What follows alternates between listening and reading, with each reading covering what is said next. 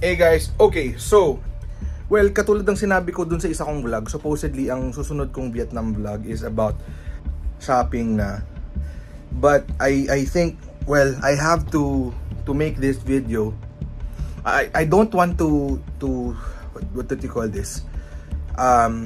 Just get some clout out of some views or whatnot. But this is really not a good experience for me anymore. Someone just stole money directly from directly in my room. Okay, so here's the story. Yesterday I have about 23 million dong. Actually medyo isa sa airport scam. Let's start with the airport. Hindi ko alam kung mali ko yun, pero nagpapalit ako ng 60,000 pesos yesterday sa airport sa Vietnam pagkalapag ko sa Hanoi. Papalit ako ng 60,000 and then I got roughly about 22,800,000 dong. So okay na. Kasi usually when I travel, sa airport po talaga ako nagpapapalit. I understand though that sa airport, medyo mababa talaga ang palitan. I did check 60,000 pesos pala. I did check the actual conversion. And dapat pala ang makukuha ko is roughly about 26 million dong. So ang laki din ng difference. There's about 3 million dong that's missing.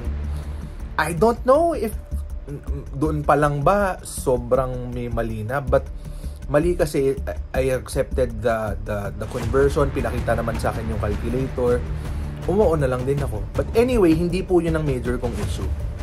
So today I went to the Halong Bay tour. Early in the morning, susunduin ako ng tour guide ko. Nandun ako sa reception and I was carrying my key card. So papakita ko sa inyo yung key card ha. So yung key card na to, yung ganito. Okay? So typical key card ng mga hotel. I have that in my hand. I was holding it.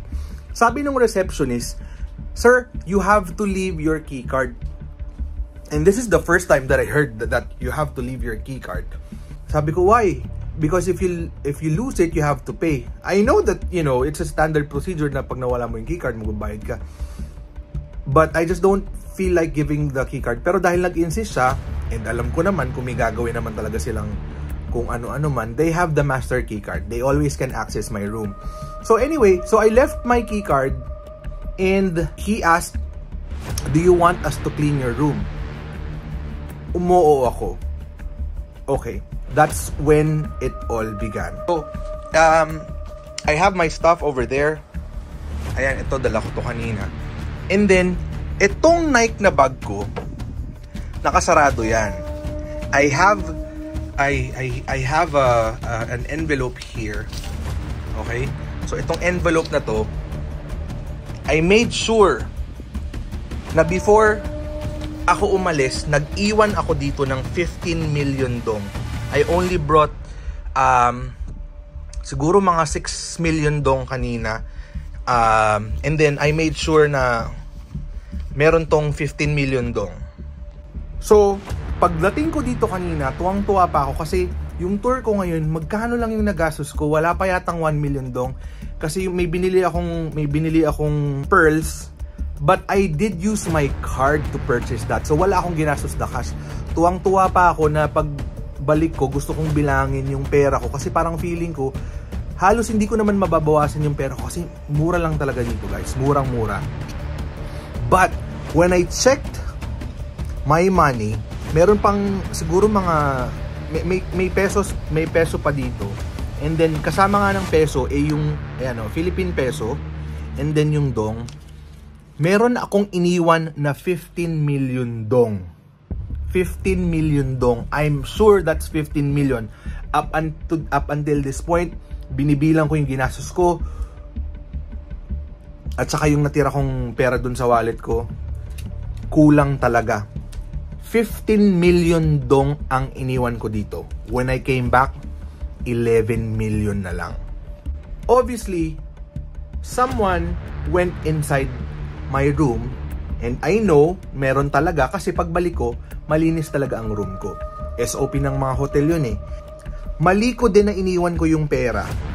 Pero kasi nakatago eh. Nakatago yung pera, hindi siya nakabulat-lat somewhere. And as I think as a frequent hotel goer, wala naman akong experience na may nawalang gamit. Actually, 'di ba, pag sa mga hotel, yung mga gamit nyo, madalas hindi nga pinapakailaman yan eh. Pero this time around, pansin ko pa, itong envelope ko, yan, punit na. Wala pong punit yan kanina. Walang mga punit to. Someone just took 4 million dong already. Which is really not good. So ayun, I'm just making this short video. Hindi ko alam kung maniniwala kayo hindi. Hindi ko ugaling gumawa ng ganitong frenzy or what not ng clout or what. But it's really not a good experience for me. So bumaba ako ngayon doon sa receptionist. His face is very apologetic. He tried to use his phone, contact some manager, may-ari. They will be reviewing CCTV daw. I told him it's not even about the money any longer. It's the fact that I lost money inside my room, which is really not good. And the only thing he told me is that he believes me. He believes me. I can see by his face na he wanted to do something about it at naniniwala naman siya sa akin. And it's just crazy to experience this, you know. Nanginginig ako kanina nung in-explain ko eh. Kasi, ano ba naman yan? Sabi ko, hindi na yung pera talaga. I don't know what the resolution is. Kung meron man, i-update ko kayo. I do not expect the money to be returned anymore. But yeah, right now, I don't feel safe. I don't feel safe because someone is trying to scam me and steal from me. Kung mabalik man yung pera, I think someone's gonna be accountable. Sa kanila na, sila na bahala. But yung taong magiging accountable na yun, you know, could go after me. I'm here doing a solo travel and I'm outside the Philippines, and you know, I don't want to be experiencing anything bad that, you know, basta feeling ko ngayon my safety is being compromised kung whatever resolution na mangyari. So ayun, I'm sharing this video for awareness na mag-ingat kayo. Kung may valuables kayo, dalhin nyo na lahat pag magtutour kayo. I can be blamed for this, walang problema, but I just want to share this very, very, very bad experience. Anyway, thanks guys. Have a great day.